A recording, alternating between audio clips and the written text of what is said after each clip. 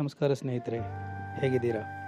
ಒಬ್ಬ ವ್ಯಕ್ತಿ ಯಾವಾಗಲೂ ಒಂದು ಅಜ್ಜಿಯಿಂದ ದಾಳಿಂಬೆ ಖರೀದಿಸಿದ್ರು. ಹಣ ಕೊಟ್ಟ ನಂತರ ದಾಳಿಂಬೆಯನ್ನು ಕತ್ತರಿಸಲಿಕ್ಕೆ ಹೇಳ್ತಿದ್ರು ಅಜ್ಜಿಯೊಂದಿಗೆ.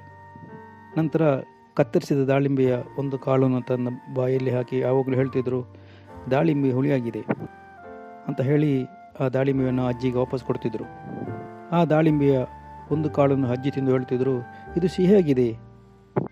ಆದರೆ ಅಷ್ಟರಲ್ಲಿ ಆ ವ್ಯಕ್ತಿಯು ಆ ದಾಳಿಂಬೆಯನ್ನು ತಗೊಳ್ಳದೆ ಬಾಕಿ ದಾಳಿಂಬೆಯನ್ನು ಹಿಡ್ಕೊಂಡು ಅಲ್ಲಿಂದ ಹೊರಟು ಹೋಗ್ತಿದ್ರು.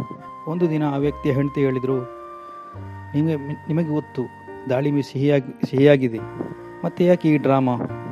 ಆ ವ್ಯಕ್ತಿಯು ನಗುತ್ತಾ ಹೇಳುತ್ತಾರೆ, ಅಲ್ಲಿ ಆ ಅಜ್ಜಿ ಸಿಹಿ ದಾಳಿಂಬೆಯನ್ನು ಮಾರುತ್ತಾರೆ, ಆದರೆ ಅವರು ತುಂಬ ಬಡವರು, ಆದ್ದರಿಂದ ಅವರಿಗೆ ತಾನು ಮಾರುತ್ತಿರುವ ದಾಳಿಂಬೆಯನ್ನೇ ತಿನ್ನಲು ಆಗ್ತಿಲ್ಲ.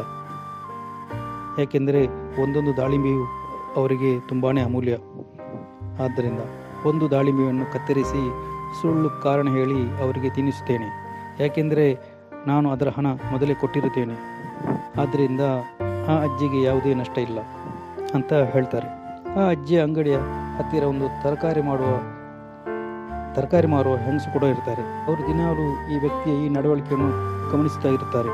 ಅವರು ಆ ಅಜ್ಜಿಯನ್ನು ಒಂದಿನ ಕೇಳ್ತಾರೆ, ಅವರು ದಿನಾಲೂ ನಿಮ್ಮ ದಾಳಿಂಬೆಯನ್ನು ದೂರುತ್ತಾ ಇರುತ್ತಾರೆ ಮತ್ತು ನೀವು ಅವರಿಗೆ ಒಂದು ದಾಳಿಂಬೆ ಹೆಚ್ಚಿಗೆ ಕೊಡ್ತೀರಿ, ಹಾಗೆ ಯಾಕೆ ಮಾಡ್ತೀರಿ ಅಂತ. ಆಗ ಅಜ್ಜಿ ಹೇಳಿದರು, ಯಾಕೆಂದರೆ ಅವರು ದಿನಾಲೂ ನನ್ನ ದಾಳಿಂಬೆಯನ್ನು ದೂರಿ ಒಂದು ದಾಳಿಂಬೆ ನನಗೆ ತಿನ್ನಿಸ್ತಾರೆ. ಅವರು ತಿಳ್ಕೊಂಡ್ರು ನನಗೆ ಅದು ಗೊತ್ತಿಲ್ಲ ಅಂತ, ನನಗೆ ಎಲ್ಲ ಗೊತ್ತು. ಹಾಗಾಗಿ ನಾನು ಅವರಿಗೆ ದಾಳಿಂಬೆಯನ್ನು ತೂಗುವಾಗ ಒಂದು ದಾಳಿಂಬೆಯನ್ನು ಜಾಸ್ತಿ ಹಾಕಿ ತೂಗುತ್ತೇನೆ. ಅವರು ಅವರ ಕರ್ತವ್ಯವನ್ನು ಮಾಡ್ತಿದ್ದಾರೆ, ನಾನು ನನ್ನ ಕರ್ತವ್ಯವನ್ನು ಮಾಡ್ತಿದ್ದೇನೆ ಅಷ್ಟೇ.